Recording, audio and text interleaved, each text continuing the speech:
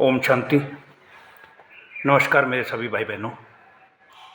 आज मैं आपके साथ अपने बीते हुए कल का ईश्वरीय अनुभव सुना रहा हूँ, क्योंकि मैं अपने जीवन में महसूस करता हूँ कि हम जितने भी लोगों के अनुभव सुनते हैं, दादियों के, बड़े बड़े भाइयों के, ब्रह्मा बाबा के, तो हमें बहुत कुछ सीखने को मिलता है।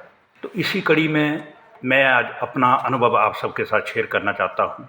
मेरा नाम गणेश दत्त शर्मा है। मेरी एज 60 साल के करीब है और मेरा जन्म अपर बठरा गांव, तहसील कांगड़ा, ज़िला होशियारपुर में हुआ 1966 को, जो कि अब हिमाचल प्रदेश में पड़ता है।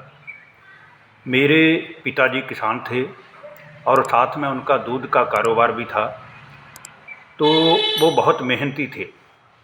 इसके साथ ही मेरी माताजी जो थी वो बहुत ही धार्मिक वृत्ति वाली थी, और इसी कारण बचपन में ही वो जहाँ भी सत्संग में जाती, श्रीमद् भागवत सप्ताह में गुरु जी के सत्संग में जाती या रामायण का पाठ हो रहा होता तो वहाँ जाती, तो साथ में मुझे उंगली पकड़ के ले जाती। इसलिए बचपन से ही अपनी माता के साथ उंगली पकड़कर भगवान के सत्संगों में जाना ये मेरा परम सौभाग्य भी था, और इसी कारण मेरे मन में बचपन से ही भगवान को पाने की इच्छा जागृत हुई। फिर मेरी शिक्षा 1982 में पूरी हुई, और तब फिर हमारे पिताजी का आदेश हुआ कि अब आप जाइए और अमृतसर में आपका भाई रहता है बड़ा, उसके पास रह करके कोई काम करिए, कोई नौकरी करिए और पैसा कमाना सीखिए। तब मैं 1982 में अमृतसर आया। यहाँ आकर के फिर मैंने स्टडी की, प्रभाकर की, अकाउंटेंसी सीखी, और इसके बाद मुझे देवास मध्य प्रदेश की एक छौडी यार्न की कंपनी में अकाउंट्स का काम मिल गया। और इसी सफ़र में चलते चलते 1987 में मेरी शादी हो गई, और जिस से मेरी शादी हुई वो भी बहुत धार्मिक वृत्ति वाले थे, इसलिए मेरा जीवन भगवान की तरफ ही झुका रहा। 1990 में मैंने अपनी कंपनी से इस्तीफ़ा दे दिया, नौकरी छोड़ दी, क्योंकि मेरे बड़े भाई साहब भी और मेरे रिश्तेदार संबंधी भी नौकरी करने के बाद अपना अपना कारोबार कर चुके थे और उसमें सफलता भी प्राप्त कर चुके थे। इसीलिए पिताजी के कहने पर मैंने भी अपनी नौकरी छोड़ दी और मैंने अपनी कपड़े की दुकान चिंतपूर्णी तलवाड़ा रोड पर चंबी और शीतला मंदिर बाज़ार पड़ता है, वहाँ मैंने अपनी कपड़े की दुकान 1990 में खोल दी। फिर लौकिक 3 बच्चे पैदा हुए, जिनमें 2 लड़कियाँ थी और 1 लड़का था। बड़ी बेटी बचपन से ही मेरे साथ भगवान की पूजा जाप तप करने और मंदिर में झाड़ू पोछा करने जाती थी, जिस कारण उसका भी शुरू से ही रुझान भगवान की तरफ रहा। मेरा अपना कारोबार होने के कारण मेरे पास पर्याप्त समय था कि मैं भगवान को खोज सकूं, भगवान को पर्याप्त पाने का प्रयत्न कर सकूं। इसलिए मैंने बहुत सारे सत्संगों में मेरा जाना हुआ।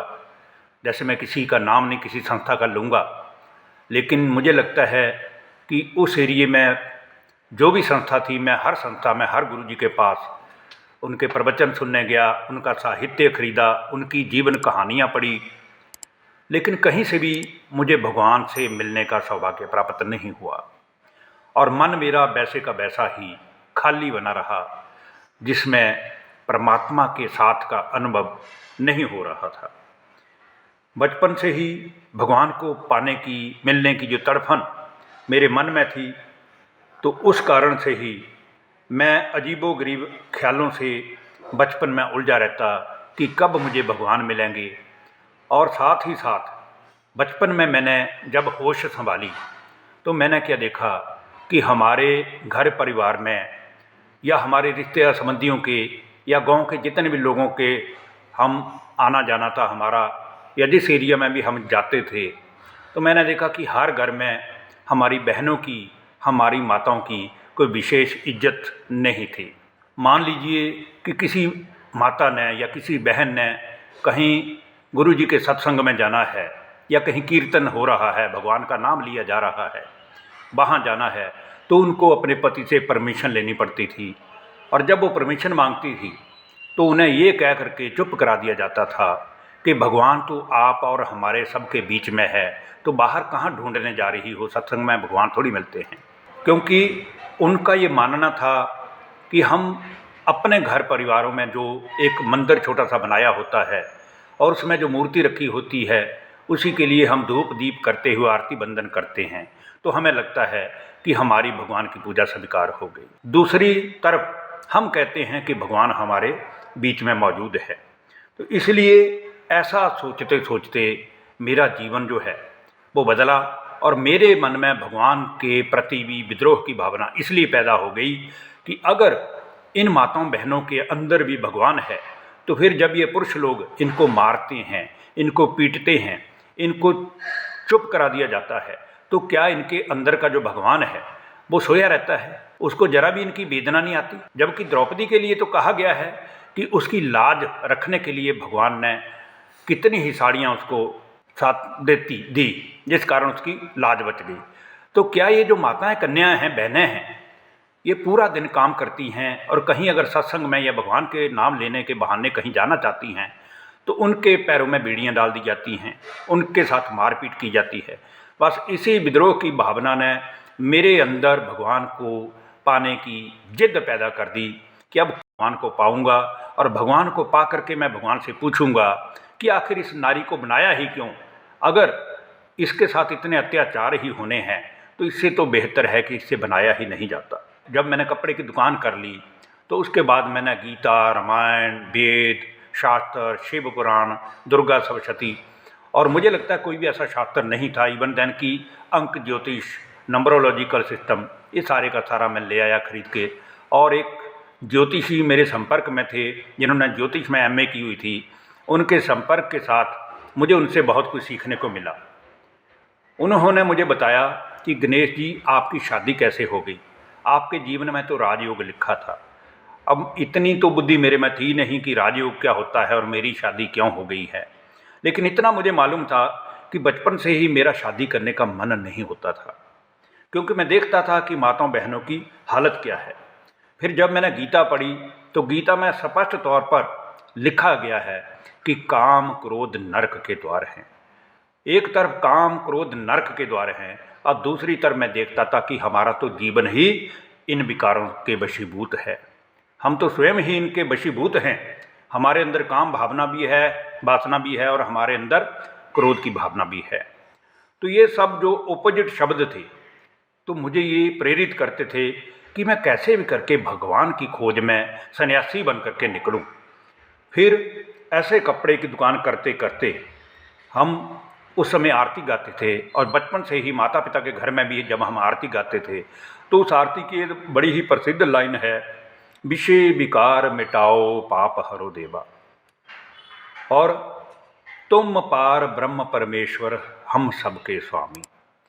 तो आप स्वयं सोचिए, अपने माथे पे उंगली रख करके महसूस करिए कि जब हम स्वयं ही स्वीकार कर रहे हैं कि विषय विकार मिटाओ पाप हरो देवा, अर्थात हम विषय विकारी लोग हैं, हमारे मन से इन विकारों को हटाओ, और दूसरी तरफ हम कह रहे हैं पार ब्रह्मलोक में रहने वाले परमेश्वर तुम सबके स्वामी हो।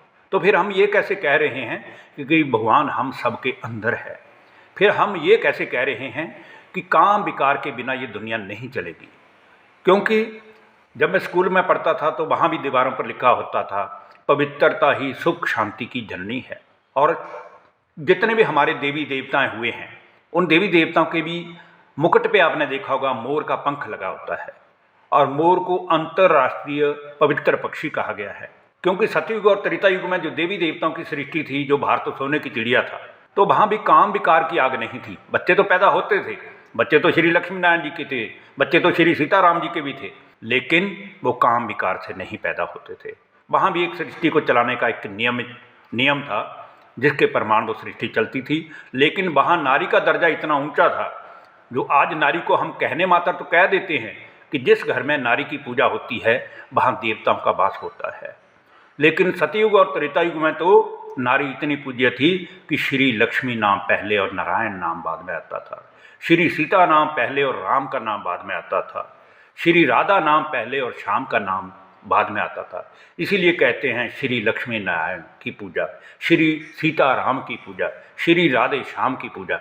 कभी आपने ये थोड़ी सुना है, कभी आपने सुना हो कि नारायण लक्ष्मी की पूजा, राम सीता की पूजा? नहीं। तब नारी प्रथम पूज्या थी। और इसीलिए शायद भगवान को नारी पर रहम आया, उन्होंने नारी शक्ति को उठा करके इस प्रजापिता ब्रह्मा कुमारी ईश्वरीय विश्वविद्यालय की स्थापना 1936 और 37 में प्रजापिता ब्रह्मा के साकार माध्यम द्वारा करी। तो इसी के बीच में जब मैं ब्रह्मा कुमार नहीं था तो मेरे साथ 13/11/1993 की रात को, जबकि मैं 11 मालाएं ओम नमः शिवाय की रुद्राक्ष माला द्वारा कुशा के आसन पर बैठकर फेरता था कि कैसे भी करके मैं भगवान को रिझा लूँ, भगवान मेरे सामने आए तो मैं उनसे कुछ 4 बातें करूँ। मेरा लक्ष्य सिर्फ एक यही था, भगवान को पाना और उनसे कुछ बातें पूछना। ऐसा करते करते 13/11/1993 की रात के 9:45 बजे पूजा करते करते, माला फेरते फेरते, जब अभी मेरे को 1 या 2 मिनट का समय हुआ होगा, तो मैंने क्या देखा कि मुझे एकदम से मेरी आंखों के सामने आकाश दिखाई दिया, नीले रंग का आकाश। और उस नीले रंग के आकाश के बीच में से टिम टिम करती हुई एक सुनहरे लाल रंग की ज्योति दिखाई दी। और देखते ही देखते वो ज्योति मेरे माथे की 2 फुट की दूरी पे हवा में आकर खड़ी हो गई। फिर उस ज्योति में से असंख्य किरणें निकली और असंख्य किरणें निकल करके मेरे इस मस्तिष्क के भाग से, वृक्क के माध्यम से मेरे शरीर के अंदर फैल गई। और मुझे महसूस हुआ कि मेरे अंदर जो, मेरे मन पर जो जन्मों जन्मों के पाप का कूड़ा भरा हुआ है, वह जेसीबी मशीन की तरह किरणें मेरे अंदर से बाहर निकाल कर फेंक रही हैं। और मैं अति शांति का, अति शीतलता का, अति हल्केपन का अनुभव कर रहा हूँ, ऐसा मैंने महसूस किया। ऐसा करते करते जब मेरे साथ ये बीत रहा था तो सामने बेड पर मेरी धर्मपत्नी सोई थी। उन्होंने सुना कि मेरे मुख से निकल रहा था, हाय बचाओ बस करो, हाय बचाओ बस करो। तो इस कारण वो जाग गई और जाग करके अपने आस पड़ोस के लोगों को इकट्ठा करके ले आई कि देखो देखो इनको कुछ हो गया है, ये बड़ी ज़ोर ज़ोर से चिल्ला रहे हैं कि हाय बचाओ बस करो, हाय बचाओ बस करो। तब उनमें से अधिकतर लोगों ने ये कहा कि हम आपको पहले ही कहते थे कि ये सन्यासी बनने की ओर अग्रसर है, ये कोई रिद्धि सिद्धि कर रहा है या इसके ऊपर भूत का साया है, इसको भूत ने अपने प्रवेश में ले रखा है, इसलिए ये सब ऐसे कर रहा है। और ऐसा उनके कहने के बाद फिर उन्होंने कहा कि गंगा जल पड़ा है तो इनको छींटे मारो और इनको पकड़ के ज़ोर से हिला दो। फिर मेरी धर्मपत्नी ने उनके कहने पर दाहिना हाथ यहाँ से पकड़ के लेके स्पर्श किया और ज़ोर से हिला दिया। और मैं जिस दृश्य में स्थित होकर मैं उस ज्योति के साक्षात्कार द्वारा अपने मन की मैल निकलने का अद्वितीय अनुभव देख रहा था, वो मेरा मानसिक संपर्क उससे टूट गया और मैं जागृत अवस्था में अपने आप को अकेला महसूस करके देख रहा था कि मैं तो मालाएं फेर रहा था। अब इसके बाद मैंने देखा कि मेरे चारों तरफ आस पड़ोस के सभी लोग, माताएं, बहनें, भाई खड़े हैं और वो मुझे बड़ी उत्सुक नज़रों से देख रहे हैं जैसे मैंने कोई बहुत बड़ा पाप किया हो। इस अनुभव के बीत जाने के बाद फिर मुझे याद आया कि ओहो आकाश, मैं तो माला फेर रहा था कि अचानक आकाश की छाती चीर करके एक दिव्य ज्योति सुनहरी लाल रंग की मेरी माथे के सामने आकर हवा में खड़ी हुई और उसने मेरे माथे की भ्रिकुटी के रास्ते मेरे अंदर प्रवेश किया और अंदर से किरणें मार मार करके, ज्योतिर्मय किरणें मार मार करके, जैसे कि वेल्डिंग वाला वेल्डिंग करता है तो आप देखते हैं कितनी ही असंख्य किरणें इधर उधर चिंगारियों से निकलती हैं, ऐसे ही उस दिव्य ज्योति का तेज और उसकी किरणें मेरे अंदर से पाप के कूड़े को निकाल रही थी। ये मैंने सब अनुभव किया और मुझे वो स्मृति आई और मैं बहुत बहुत रोया, जितना मेरे से रोया जाता था। मैं रोया इसलिए कि मुझे लगता था मैं माता जी ज्वाला जी और माता चिंतपूर्णी के दरबार में जाता था तो अवज्ञावश और परीक्षावश एक बार मैंने माता ज्वाला देवी जी की ज्योति की परीक्षा ली थी, क्योंकि मुझे कभी साक्षात्कार नहीं हो रहा था, मुझे किसी देवी देवता का दर्शन नहीं हो रहा था, मैं भक्ति की अति में चला गया था। तो इसलिए मैंने वहाँ 3 ज्योतियाँ बुझाकर अपना एक एक्सपेरिमेंट किया था कि क्या सचमुच में ज्वाला देवी माता यहाँ रहती भी है या नहीं। और जब वो ज्योतियाँ बुझ गई तो मेरे मन का दीपक भी इसी के साथ बुझ गया कि आज के बाद मैं भक्ति, जप, तप, शास्त्र पठन पाठन, मंदिर, गुरुद्वारे जाना बंद कर दूंगा, क्योंकि यहाँ तो कुछ है ही नहीं।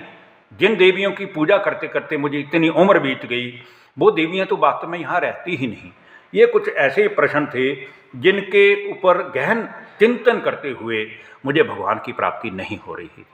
फिर ऐसा करते करते जब जिस दिन मेरे साथ ये अनुभव बीता 13/11/1993 की रात वाला, उसी दिन फिर लोगों ने मेरी युगल को भड़काया कि आप ऐसे करिए, यहीं से 8-10 किलोमीटर की दूरी पे एक मंदिर है लक्ष्मी नारायण का, वहाँ पर एक बाबा जी रहते हैं और वो बाबा जी भूत निकालते हैं, तो आप इनको वहाँ लेके जाइए, तब इनका इलाज भी हो जाएगा और इनका जीवन ये जो सन्यासियों जैसा इन्होंने बनाया है, ये इसको छोड़ करके घर गृहस्थी भरा जीवन आपके साथ बिताएंगे। ये सुनने के बाद मेरी युगल ने कहा कि आप एक बार मेरे कहने पे उस बाबा जी के पास चलिए, उसके बाद जैसा आप ज़िंदगी में कहेंगे मैं वैसा ही मानूंगी। तो फिर उसके 5-4 दिन के बाद हमारा जाना हुआ था वहाँ पे। लेकिन इसी दरमियान में मैंने रात को क्या देखा कि मैं दुकान अपनी बढ़ाकर आता था, तो रात को जब सोता था तो स्वप्न में मुझे क्या दिखाई देता था कि मेरी दुकान की, कपड़े की दुकान की गद्दी के ऊपर जितने भी देवी देवताओं की हम बचपन में पूजा करते हैं, भले उसमें श्री लक्ष्मी नारायण जी हों, श्री राधे कृष्ण जी हों, श्री सीताराम जी हों, गणेश जी हों, बाबा बालकनाथ जी हों, चिंतपूर्णी माता हो या ज्वाला देवी हो या फिर भक्तन मीरा हो, मैंने सभी का ही स्वप्नावस्था में अपनी दुकान की गद्दी पर गाते नाचते और रास रचाते हुए इतने दर्शन किए कि मेरा मन ही उनके जैसा बन गया और मेरा कनेक्शन लौकिक रिश्तेदार संबंधियों से कटता ही चला गया और मैं बेहद का वैरागी भी बन गया, क्योंकि मैं गीता पढ़ता था तो गीता में वैराग्य के ऊपर बहुत अच्छी डेफिनेशन दी हुई है। इसके साथ साथ ही फिर जब मेरी युगल ने एक दिन कहा कि चलिए वो बाबा जी के पास चलना है, वहाँ मंदिर में माथा भी टेक कर आएंगे, तो अब हम उस लक्ष्मी नारायण के मंदिर की ओर बस में चले और जहाँ जाने पर हमने देखा कि मंदिर में परिक्रमा की, माथा टेका, सामने बाबा जी बैठे हुए थे, उनके हाथ में लोहे का चिमटा था जिसको पीठ में मार करके वो भूत निकालते थे।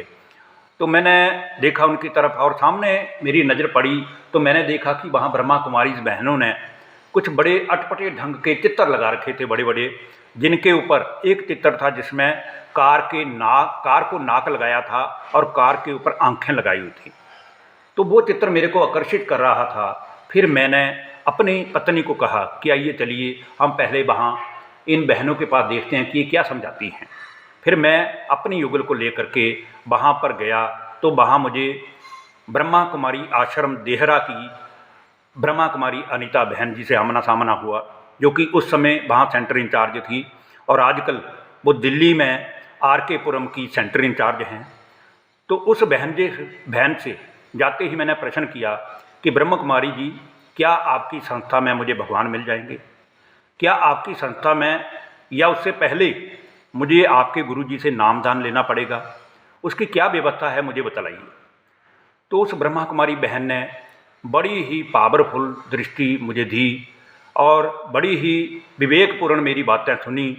सुनने के बाद एकदम साइलेंस में बैठकर मुझे ऐसे करके उन्होंने दृष्टि दी और उस दृष्टि से मुझे ऐसे लगा कि पहली बार जीवन में मुझे किसी ऐसी शक्ति से मेरा सामना हो रहा है जहाँ से मुझे बिल्कुल भी नेगेटिविटी नहीं महसूस हो रही, बल्कि ऐसा लग रहा है कि मेरे सामने कोई देवी शक्ति बैठी है। फिर इसके बाद उन्होंने मुझे कहा कि भाई जी, हमारी संस्था में कोई गुरुजी नहीं है, कोई देहधारी गुरुजी नहीं है, बल्कि हमारी संस्था का संस्थापक ही स्वयं परम सद्गुरु भगवान है। उनके ये वचन सुनकर फिर मैंने बोला कि अगर आपकी संस्था का संस्थापक स्वयं भगवान सतगुरु है तो ऐसे तो कई संस्था हैं संसार में जहाँ मैं गुरुओं के पास गया हूँ, उनके मैंने साहित्य पढ़े हैं, उनकी गुरु की जीवन कहानी पढ़ी है, लेकिन वो तो भगवान का नाम देते हैं और आप कहते हैं कि भगवान हमारी संस्था का संस्थापक है। ये दो बातें आपस में मैच नहीं करती। तो उन्होंने बोला कि भाई जी, हमने तो आपको अपनी सच्चाई बताई है, बाकी आपने क्या पढ़ा है, आपने क्या देखा, अनुभव किया है, वो आपकी बात है। फिर इसके बाद मेरी पत्नी को उन्होंने पूछा कि भाई जी करते क्या हैं? तो उन्होंने रोते हुए कहा कि हमारी कपड़े की दुकान है और हमारे 3 बच्चे हैं छोटे छोटे, लेकिन अब इनका मन ना तो कपड़े में लगता है, ना ही ये कारोबार ठीक से चलाते हैं, ना ही मेरी संभाल करते हैं, ना बच्चों को संभालते हैं। ये तो हमसे कटे कटे रहते हैं और 10 महीने हो गए हैं, ये पता नहीं गीता का कौन सा पाठ करते हैं जिस कारण ये मेरे साथ कोई रिश्ता ही नहीं रखते हैं। रिश्ते की बात मतलब ये थी बीच में कि मैं पवित्रता का व्रत धारण कर चुका था। मैं जिद कर ली हुई थी कि जब तक मुझे भगवान नहीं मिलेंगे तब तक मैं विषय विकारों में गोता नहीं खाऊंगा। बात असल में ये थी। तो वो अपने मन की पीड़ा उस बहन को बता रही थी। इसके बाद बहन ने ये बोला कि ये एक बहन है, ये आपको प्रदर्शनी समझाती है, आप ये समझिए, फिर उसके बाद हम बैठ के बात करते हैं। तो मुझे शायद याद है वहाँ ब्रह्मा कुमारी कमलेश बहन जो नवा शहर वाली हैं, उस समय वो छोटी सी थी, उन्होंने हमें फिर चित्र प्रदर्शनी में पहला चित्र आत्मा के बारे में समझाया कि आत्मा ज्योति स्वरूप है, ये शरीर 5 तत्वों का बना हुआ है और आत्मा उसमें आंखों द्वारा देखती है, मुख द्वारा बोलती है, कानों द्वारा सुनती है, ये उसकी शक्तियाँ हैं। फिर उसके अगला जो चित्र था वो था परम पिता शिव परमात्मा का ज्योति में किरणों वाला चित्र। तो उस चित्र को एक्सप्लेन करते हुए जब कमलेश बहन ने समझाना शुरू किया कि ये परम पिता शिव परमात्मा है, जो शांति के सागर हैं, जो आनंद के सागर हैं, जो सर्वशक्तिवान हैं, जो सुख दुख से न्यारे हैं, जो जन्म मरण से मुक्त हैं, जिनको अकाल मूर्त कहा जाता है, जिसको सारी दुनिया दुख के समय में याद करती है, इसीलिए कहा जाता है दुख में सिमरन सब करे, सुख में करे ना कोई, सुख में जो सिमरन करे तो दुख काहे को होए। ये वही परम पिता परमात्मा है जिनकी ये गुण और शक्तियाँ हैं।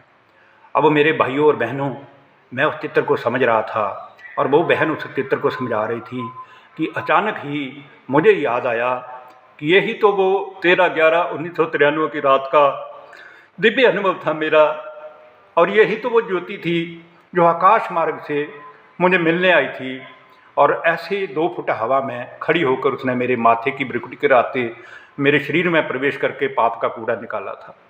लेकिन क्योंकि मैं ज्वाला जी और चिंतपूर्णी माता को ज़्यादा मानता था तो मुझे लगता था कि ये कोई ज्योतियों वाली माता है। अब जैसे ही उस बहन ने मुझे भगवान की डेफिनेशन दी, परमात्मा के बारे में संपूर्ण परिचय दिया, तो मेरे मन की आंख खुल गई कि मैं तो अभी तक भी वेद शास्त्र पढ़ रहा हूँ, कितने जप तप कर रहा हूँ भगवान को ढूंढने के लिए, पर कितने दुर्भाग्य की बात है भगवान मुझे ढूंढ के जा चुका है और मुझे पता ही नहीं है। तो ऐसे मुझे वहाँ भगवान का परिचय मिला और मेरा जीवन राजयोगी जीवन बन गया। मैं सन्यासी बनते बनते अपने घर गृहस्थ में रहते हुए अपने बाल बच्चों सहित अपनी कपड़े की दुकान 1995 में बंद करके वापिस अमृतसर आया और यहाँ पर आकर मेरे लौकिक में छोटे भाई रहते थे, सुशील भाई जी, जो कि टेलीविज़न के मैकेनिक थे। उनको जब पता चला कि गणेश भाई ने अपनी दुकान छोड़ दी है, और वो भी जब घर जाते थे तो हमारे माता जी, पिताजी और हमारे भाई और रिश्तेदार संबंधी बताते थे कि शायद आपके बड़े भाई गणेश जी सन्यासी बनने लगे हैं, तो उनको कुछ समझाया करिए। तो जब मैं वापस अमृतसर आया तो उन्हीं सुशील भाई जी ने मुझे भी सहारा दिया, मुझे अपने पास अपने कमरे में रखा और मेरे जो छोटे छोटे बच्चों थे उनकी पढ़ाई का खर्चा भी उन्होंने किया। ऐसे करते करते फिर 1995 में मैं अमृतसर आया और 1995 के लास्ट में ही सुशील भाई जी भी मेरे साथ ब्रह्मा कुमारी आश्रम लारंस रोड अमृतसर में जाने लगे और 7 दिन का कोर्स करने के बाद उन्होंने भी भगवान को पहचान लिया। और ऐसे करते करते फिर हमारा जीवन राजयोगी जीवन बन गया। इसके बाद फिर हमारे बच्चे बड़े हो गए और सुशील भाई जी का जीवन देख करके मेरी बड़ी बेटी, जो लौकिक में आरती बहन उनका नाम है, वो अपनी पढ़ाई पूरी करके 2007 या 8 में ब्रह्मा कुमारी आश्रम अमृतसर में बहनों के पास सेवाधारी बनकर सेवा की करती रही। 7-8 साल उन्होंने वहाँ बिताए और उसके बाद फिर 2016-17 से वो राजस्थान के कोटा शहर के सुभाष नगर सेंटर की इंचार्ज हैं और वहीं पर अपनी सेवा दे रही है। इसके साथ ही मेरी युगल मेरे साथ 94 से क्योंकि वो 1994 से ज्ञान में चले थे, मैं तो 93 से धारणा में था, लेकिन वो परिपूर्ण धारणा में 1994 से चले। तो ऐसे हम दोनों अपना जीवन ब्राह्मण जीवन व्यतीत करते हुए इन अनुभवों से यही सीख पाए हैं, या दादियों के ब्रह्मा बाबा के जो अद्भुत जीवन कहानी है उन अनुभवों से हमने यही सीखा है कि जीवन में हमें हर रोज़ कुछ ना कुछ कहीं ना कहीं से सीखना है। अगर हमें देव समान बनना है, सतयुग की दुनिया में विश्व महाराजन बनना है, तो उसके लिए उतनी ऊंची आदर्श धारणा भी हमारे को चाहिए। इसी के साथ हमारे अमृतसर सेवा केंद्र में, जहां मैं रोज़ मैं और मेरी धर्मपत्नी हम दोनों वहां जाते हैं, रेगुलर क्लास करते हैं, मुरली सुनते हैं, तो वहां पर हमारे जो आदरणीय राजयोगिनी आदर्श बहन जी हैं, वो तो जैसे योग की ही मूर्ति हैं। उनकी तो नेत्रों से, मुख से, चेहरे से, चलन से योग की ज्वाला निकलती है। तो उनका जीवन भी हमें बहुत प्रभावित करता है। वो बहुत शांत चित्त हैं, बहुत कम बोलते हैं, लेकिन योग युक्त अवस्था हमें इस ओर इशारा करती है कि कोई पता नहीं अंतिम घड़ी कौन सी घड़ी है। इसलिए हमें हर कर्म करते हुए, चाहे हम लौकिक में फैक्ट्री के, जैसे आज मैं फैक्ट्री में मैनेजर हूँ, और ऐसा करते करते हम अपने जीवन का पूरा आनंद ले रहे हैं। तो हमारा जीवन धन्य धन्य है। अभी तो मन से एक ही बात निकलती है कि पाना था सो पा लिया, पाना अब क्या बाकी रहा। धन्यवाद। नमस्कार दोस्तों।